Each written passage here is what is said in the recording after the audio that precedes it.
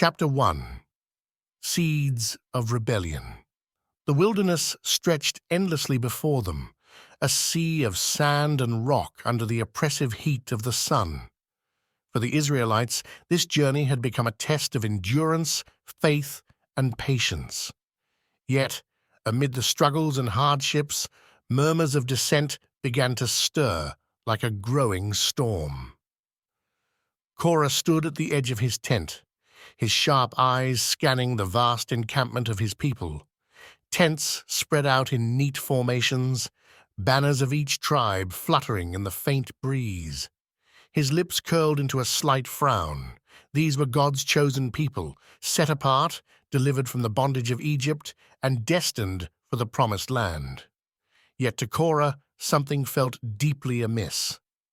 Korah was a Levite, a member of the tribe entrusted with the sacred duties of caring for the tabernacle. He came from the prestigious Kohathite clan, responsible for carrying the most sacred objects. But unlike his cousins Aaron and Moses, Korah bore no authority to lead. This limitation gnawed at him. Why should Moses and Aaron hold all the power? Weren't all Levites equally chosen by God? As the sun dipped lower on the horizon, Korah turned back into his tent. His family and close companions sat in a circle, their faces weary but attentive. "Do you not see it?" Korah's voice, rich and commanding, filled the space. "We toil daily under Moses' commands, hauling the holy artifacts from place to place, all while he sits in judgment over us. And Aaron, what makes him so special that he alone may serve as high priest? Are we not all holy, just as the Lord declared?" His words hung in the air, heavy with implication. Among his listeners were Dathan and Abiram of the tribe of Reuben, men of influence who had also grown disillusioned with Moses' leadership. Their eyes gleamed with interest. Dathan leaned forward, his voice a low growl. "Moses promised us a land flowing with milk and honey, yet here we are, wandering endlessly in this barren wilderness. He brought us out of Egypt only to starve and thirst in this forsaken place." Abiram nodded, bitterness etched into his features. "And when we question him, he calls it rebellion. He silences us with talk of God's will.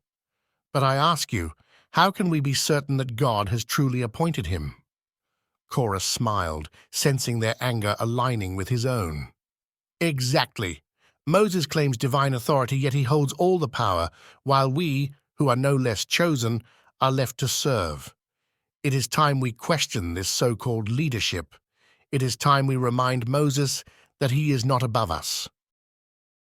The spark of dissent. As the days passed, Korah's words spread through the camp like wildfire. He spoke quietly at first in small gatherings by the firelight, but his influence grew. His arguments were persuasive, his charisma undeniable. Slowly, he gathered a following, men who shared his frustration and resentment. Among them were 250 leaders from various tribes, men of renown and influence. They were elders, warriors, and heads of families, their support lending weight to Korah's cause. Together, they began to craft a plan, a bold and dangerous challenge to Moses' authority. In secret meetings, they voiced their grievances. Some lamented the endless hardships of the wilderness journey. Others questioned the fairness of Moses' decisions.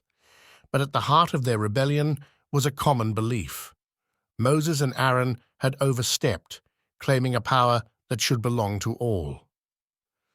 One evening, as the sun set in a blaze of red and gold, Korah addressed his followers. "My brothers," he began, his voice steady and resolute, "we have endured much under Moses' leadership, but the time has come to stand for what is right. Does not the Lord dwell among all his people? Did he not declare that we are a kingdom of priests and a holy nation? Why then should Moses and Aaron exalt themselves above us? Are we not all equal before God?" The crowd murmured in agreement, their faces alight with a mixture of anger and determination. Dathan stepped forward, raising his voice. "Moses will not listen to reason," he said. "He has grown arrogant, blind to the needs of the people. If we confront him, he will invoke the name of God to silence us. We must be prepared to stand firm." Korah nodded. "And stand firm we shall. Tomorrow we will go before the entire assembly. We will demand that Moses and Aaron account for their actions. Let the people decide who speaks for the Lord." Moses hears the rumblings. Moses sat in his tent, his face weary but calm as he prayed. The weight of leadership rested heavily on his shoulders. Each day brought new challenges, quarreling tribes, dwindling resources, and now the growing whispers of rebellion. He had heard the murmurs, the discontent spreading through the camp. Korah's name was on everyone's lips. Moses knew the man well, charismatic, ambitious, and proud. Yet this rebellion felt different. It wasn't just grumbling, it was a direct challenge to God's chosen leadership. Aaron entered the tent, his expression troubled. "The people are restless," he said. "Korah and his men are stirring up dissent. They plan to confront you before the assembly." Moses sighed deeply. "This rebellion is not against me, but against the Lord. Korah seeks to divide what God has ordained." Aaron hesitated. "And if the people side with him?" Moses met his brother's gaze, his voice firm. "Then the Lord will show whom he has chosen. He will make it clear." The confrontation. The following morning, the camp was abuzz with anticipation. Word had spread quickly. Korah and his followers were to confront Moses and Aaron before the entire assembly.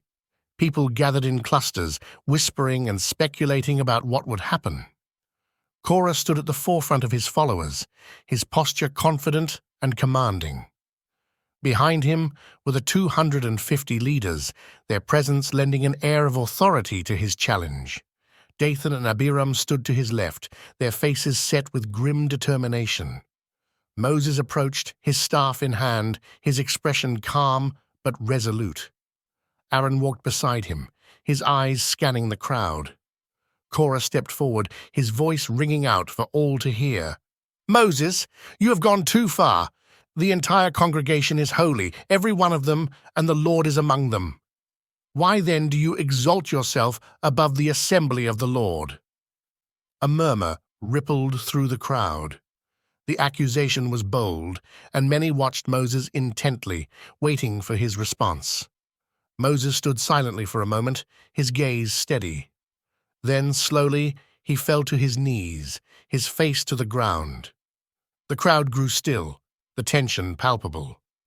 When Moses rose, his voice was calm but firm. "Tomorrow, the Lord will show who belongs to him and who is holy. He will make it known who is allowed to approach him.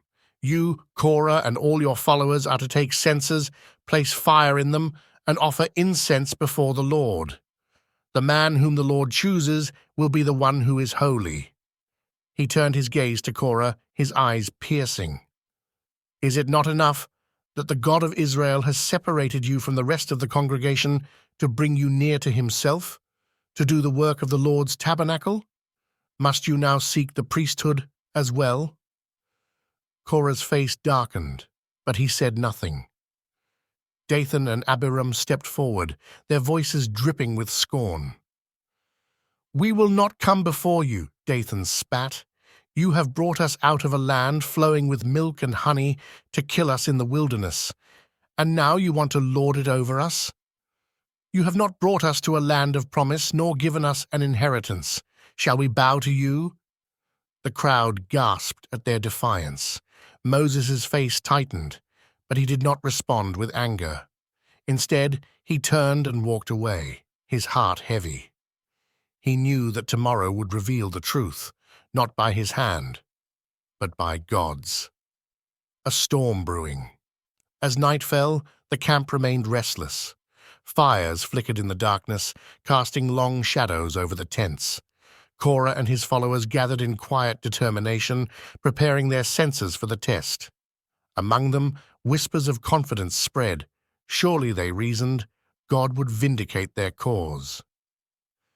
In his tent, Moses knelt in prayer, his voice low and earnest. Lord, these men have risen against you, not me. Let your will be done tomorrow, that the people may know you are God. The earth seemed to hold its breath, the tension thick and unrelenting. Morning would bring a reckoning, and the seeds of rebellion would bear their fruit.